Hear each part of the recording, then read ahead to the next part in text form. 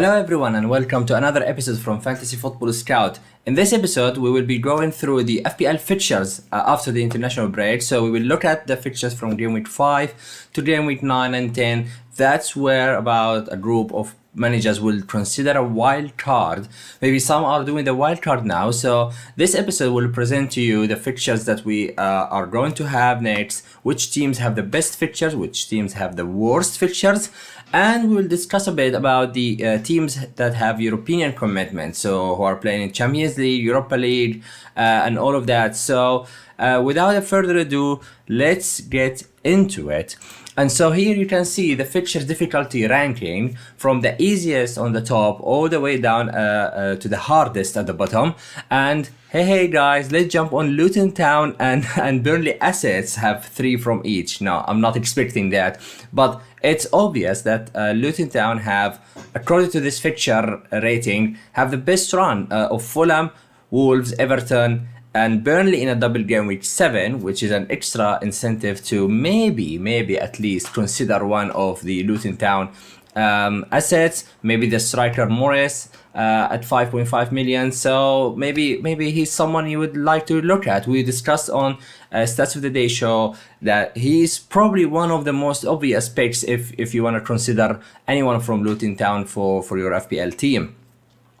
And not only in game week 7, maybe you can start picking these assets before that. They have a great run from game week 5 up until arguably game week 10 if you take out Tottenham in game week 8. They do also have very nice home fixtures against Wolves, Burnley as well. So why not?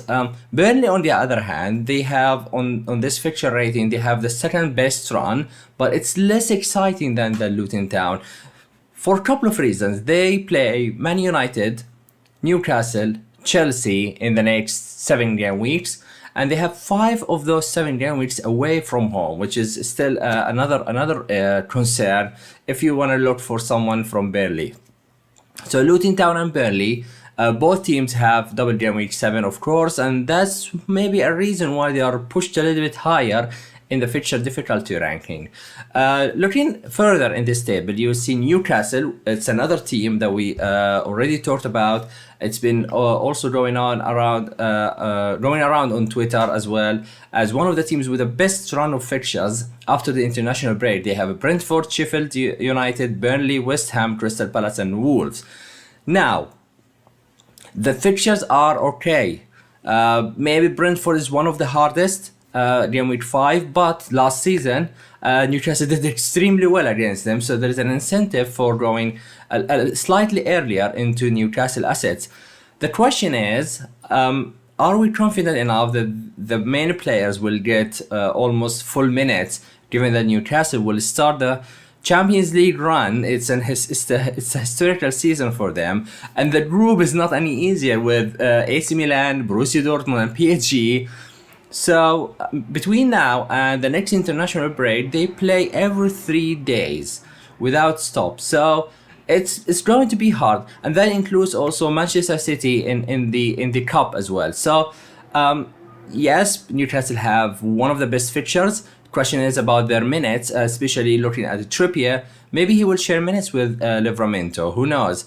But that doesn't mean that we should overlook the Newcastle assets, but just be aware and be mindful about the potential minutes managed to some of the Newcastle assets. Maybe center backs will be more secure. Maybe Nick Pope if you really are desperate to have a Newcastle assets.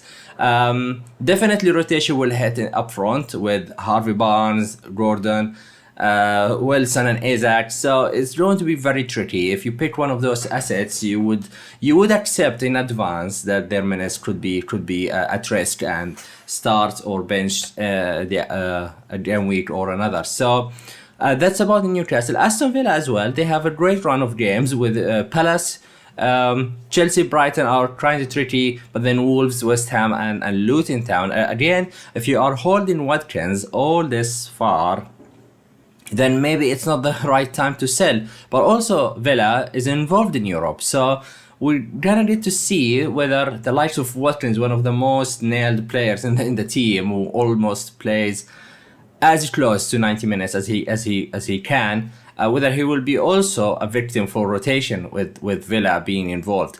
So that's about Aston Villa. Of course, Liverpool and Spurs are teams you'd always consider. The fixtures are a bit mixed. So basically, Liverpool have Tottenham in game week 7, Brighton in game week 8. Both of them are away, so it's kind of even more tricky. But that doesn't mean that these two teams cannot score goals. We've seen in many years that Liverpool and Spurs is always goals fest. So that doesn't mean that you should avoid the attack. It just means that maybe there are assets in other teams have the better run. But again, Liverpool and Spurs play Arsenal and Liverpool in game week 6 and 7. So if you have Maddison or Son, it's great for Sheffield United at home. Maybe slightly less exciting in game week 6 and 7. But then the run after that is Luton, Fulham, and Crystal Palace. So you could play a hokey-cokey with swapping the Spurs assets with some assets from other team and then buy them back ahead of game week 8. Or if you are planning a wild card in game week 8 or 9, that's the perfect time you can load up again on Spurs. Arsenal, also one of the mid-table teams in terms of fixture difficulty, but Arsenal are extremely good that you can actually own these players without looking too much into the fixtures. But they are starting the Champions League campaign for the first time in 7 years, so definitely the focus will be there. They have a good draw in terms of group stage. They don't also have to travel far away. I think most of the teams are Sevilla, so they have to go to Spain and France. So it's not very hard for Arsenal in terms of travel time, in terms of group stage fixtures. So it's doable. So you would expect maybe some rotation, but I doubt that it will be extremely huge compared to City or Newcastle. Or other teams who are playing in Europe. So the likes of Saka and Martinelli should be still fine. Just be mindful of some reduced minutes as well. If you look all the way down, however, at the worst fixtures and teams you would think of avoiding or reducing some exposure if you have too many of them is definitely Brighton, bottom of the list. Now, I'm more worried about the defense of Brighton than the attack. I think their attack is fine.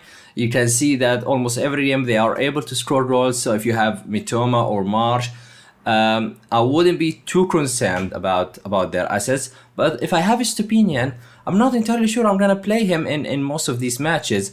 Now they play Man United and then a great game against Bournemouth, a good game against Villa, but then they have Liverpool City afterwards. So from the next 5 game weeks, I might consider Stupinian for 2 games of the 5, which is not really much, right? Especially if you are having Stupinian as your second or third defender in your team. So in terms of defense, I have also another stat I will show you in the next slide about Brighton. They are actually not great defensively. They are conceding a lot of chances and one of the worst teams effectively for expected goals conceded. So if you have Stupinian, he's a legend, he's a great, but is it time to move on? Or at least consider other option and bench Stupinian for the in-between great games, especially in Bournemouth at home. So that's something you would consider. West Ham is another team I want to talk about. They have tough run of games now. It was great if you had Bowen, someone I talked about a lot pre-season and game week 1 and 2 until game week 4. But if you got points from Bowen, maybe it's good time to consider shifting elsewhere as West Ham play Man City, Liverpool and Sheffield United. Afterwards is a great game, but then it gets tricky again with the Newcastle, Villa and maybe good again at Everton. So it's a very mixed bag between West Ham, and I definitely think there are midfielders at the price of Bowen could deliver more in the next 5 or 6 game weeks to come. Okay, let's talk about defenses because it's one of the points I want to point out here. If you have some defenders from these teams or you are planning to target these defenses, is basically this table shows you the goals conceded and the expected goals conceded over the last 4 game weeks. And you can see here Fulham it kind of skewed a bit because they played Man City, but before that game, we also knew that they are conceding a lot of expected goals conceded. So Fulham remains the worst team over the last 4 game weeks, of course the first game weeks of the season, with expected goals conceded just above 12 goals, and they conceded 10. So Leno is conceding, but he's also one of the best goalkeepers we've showed in Stats for Today show in the goalkeeper section. That Leno is making lots of saves, so he can compensate that a bit with saves.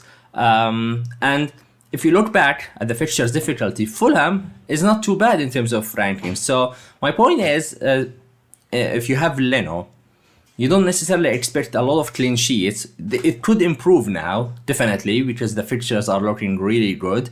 But that doesn't mean that Leno is not capable of making a lot of saves and gives you and giving you save points. So I think if you have Leno, it's a hold. I'm not entirely sure if I'll go and buy Leno if I don't have him.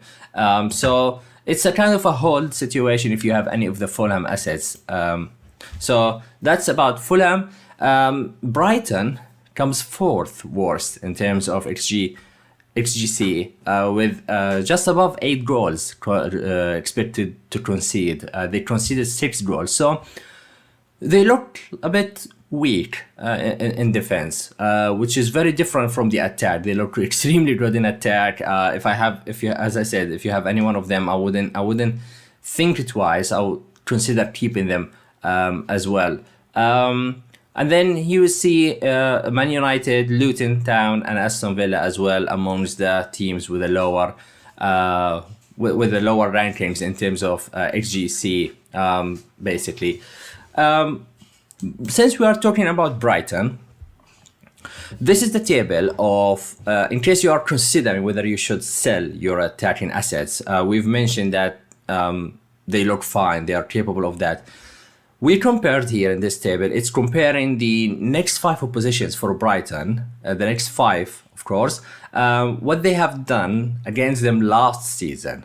So the column RTN, how many returns he's got again, each player got against the next 5 oppositions who played last season. So of course, situation is different. Last season could be different than this season, but just gives you an idea about their capability of scoring goals and making assists, even against tougher oppositions.